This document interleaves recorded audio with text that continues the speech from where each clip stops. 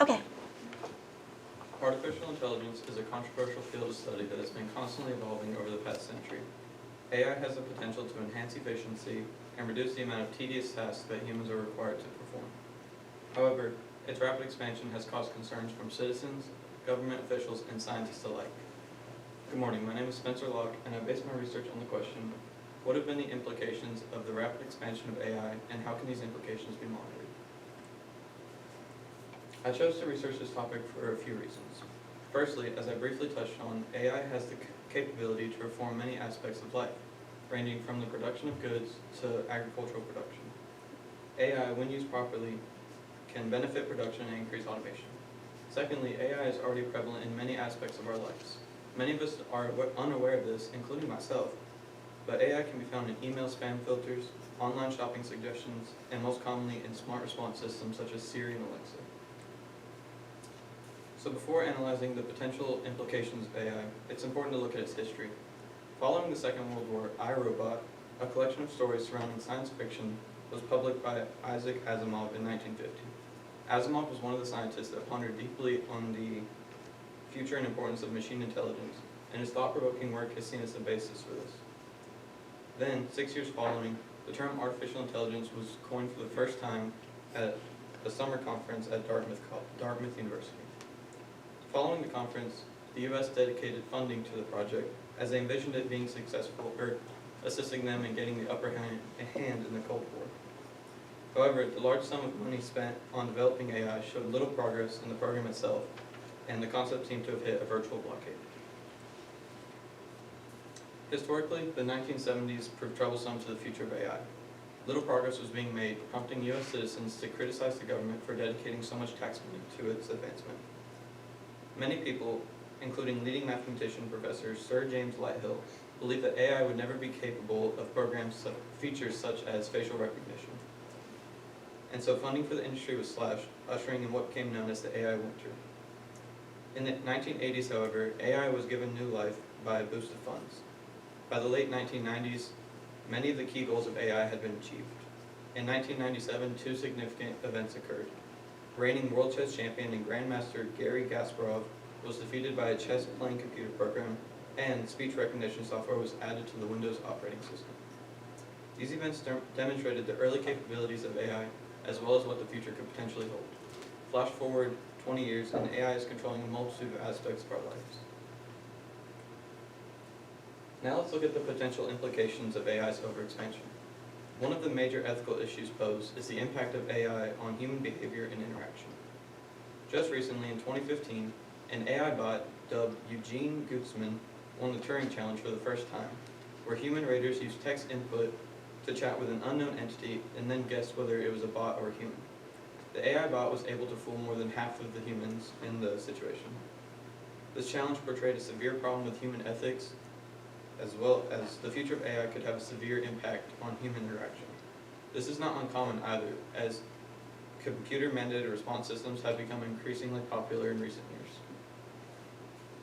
However, potentially the most recognizable threat of AI is the possibility of it turning against humanity. And while it would not happen in the way that many of us would like to think, it is certainly a reasonable possibility. It's hard to imagine a computer-mandated response system experiencing emotions like love or hate, so it will instead develop an agenda that could be persuaded by humans. The Future of Life Institute, a nonprofit organization aimed at preserving human life, reports that one of two instances are likely to ensue. Either an AI program is programmed to do something devastating, or it's programmed to do something beneficial, but develops a destructive method for achieving its goal. Yet another possible negative implication of the over-installation of AI in our daily lives is the severe reduction in the number of human-mandated jobs.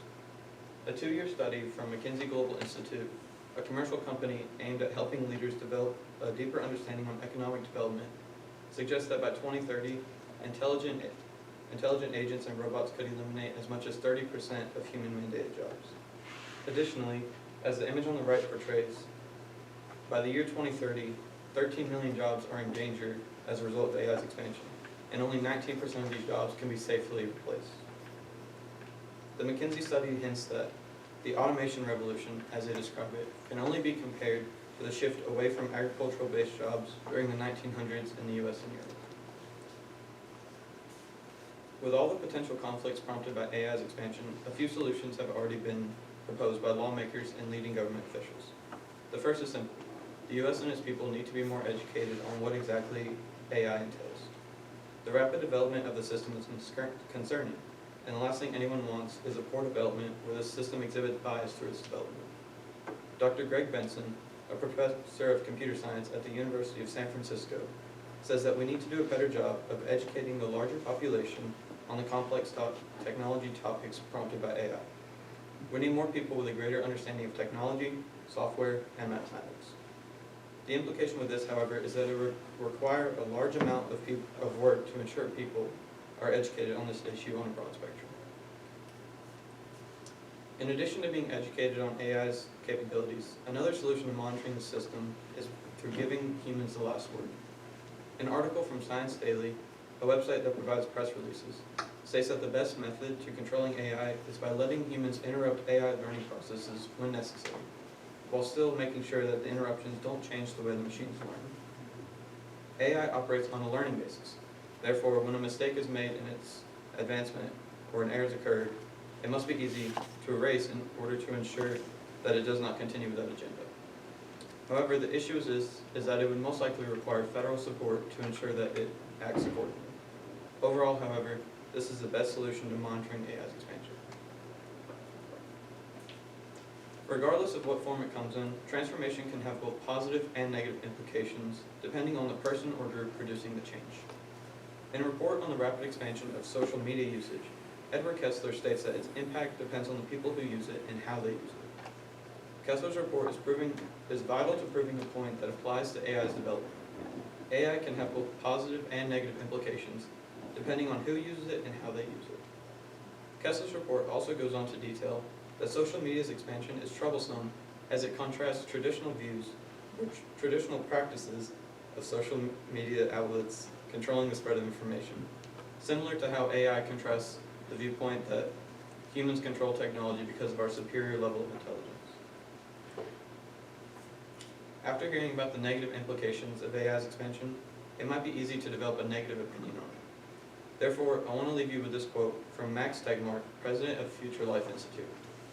He states that everything we love about civilization is a product of intelligence, so amplifying our human intelligence with artificial intelligence has the potential of helping civilization flourish like never before, as long as we manage to keep the technology beneficial. Thank you. All right, so let's answer a couple questions. How did you select strategies you used to gather information to conduct the research, and were they effective? I wanted to first look into the history of AI, so that way I could base my research off of that and then look at how that contrasts with today's perspective and practices regarding it. And I feel like that was effective because it helped give an idea of where it came from and what the future could potentially hold. Okay. And explain the level of certainty that you have about your conclusion, solution, or recommendation. I feel as though my solution is very effective because by both informing people and interrupting the learning processes of AI, we can ensure that it develops in a safe manner, and with the addition of federal support, it could greatly benefit AI. All right, thanks.